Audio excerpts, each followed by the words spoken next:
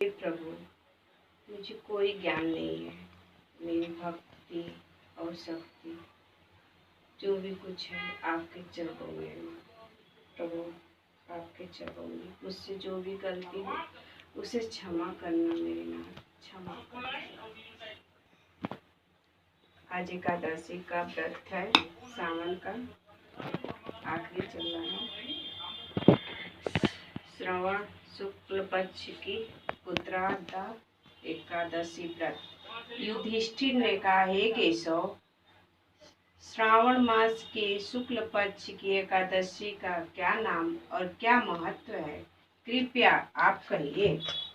श्री कृष्ण जी ने कहा, हे राजन, अब आप ध्यान पूर्वक इसकी भी कथा सुनो। द्वापर युग में राजा दधीच महिष्मती नगरी में राज्य करता था, परंतु पुत्र न होने के कारण वह अत्यंत ही दुखित था और पुत्र प्राप्ति के लिए अनेक प्रकार के प्रयत्नों को करता था। अनेक प्रकार की चेष्टा करने पर भी उसको आनंद देने वाला पुत्र रत्न प्राप्त नहीं हुआ। तो राजा ने अपनी वृद्धावस्था को देखकर एक दिन अपनी सभा में अत्यंत ही चिंतित होकर प्रजागणों को संबोधित करके कहा, हे प्रजागणों, मैंने इस जन्म में जहाँ तक ध्यान आता है कि कोई भी पाप कार्य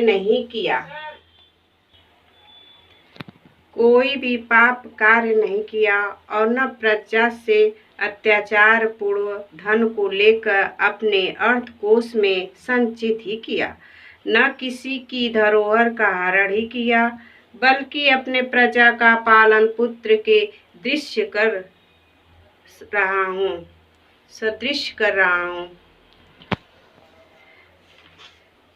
संचित ही किया, न किसी की धरोहर का हरण ही किया, बल्कि अपने प्रजा का पालन पुत्र के सदृश कर रहा हूँ। धर्म कर्म के द्वारा पृथ्वी को जो अपने वश में रखा है, अत्यंत दुष्ट कार्य करने वालों को दंडित किया है, और शिष्ट शत्रुओं के साथ भी मैंने उत्तम से उत्तम व्यवहार किया है, परंतु न मालूम किस अज्ञात कारण के विषय में मुझे पुत्र रत्न की प्राप्ति नहीं हुई। इस पर आप लोग ध्यान पूर्वक विचार करिए।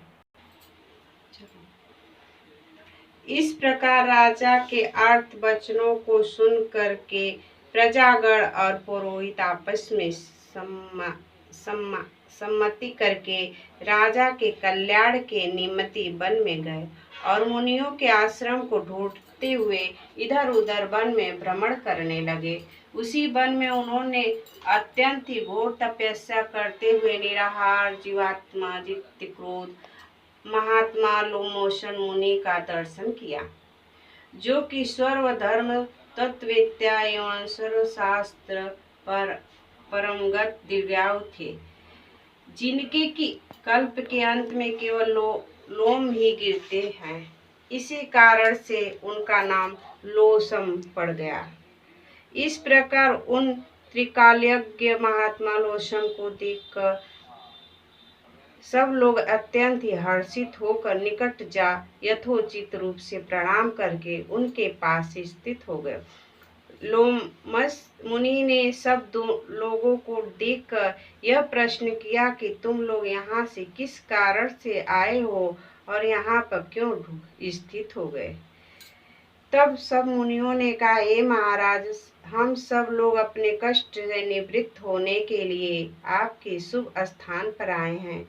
वह कष्ट यह है कि हमारा महिजित नामक राजा अत्यंत ही धर्मात्मा है, परंतु वह पुत्रहीन है। इस पुत्र से उसे अत्यंत ही व्याकुल देखकर उसके शरण में तपस्या करने के हेतु हम सब एकत्रित हुए हैं।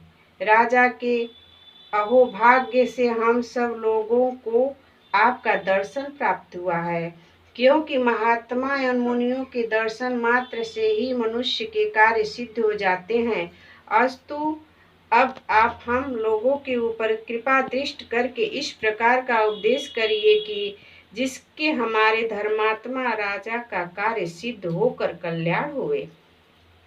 प्रजाजनों की इस प्रकार की बातों को सुनकर क्षण भर तक ध्यान मग्न होकर राजा के पूर्व जन्म के वृतांत को समझकर लोमस जी ने कहा, यह राज्य पूर्व जन्म में अत्यंत ही घोर पापी और महादरिद्र जाति का वैश्य था। अपने व्यवसाय के हेतु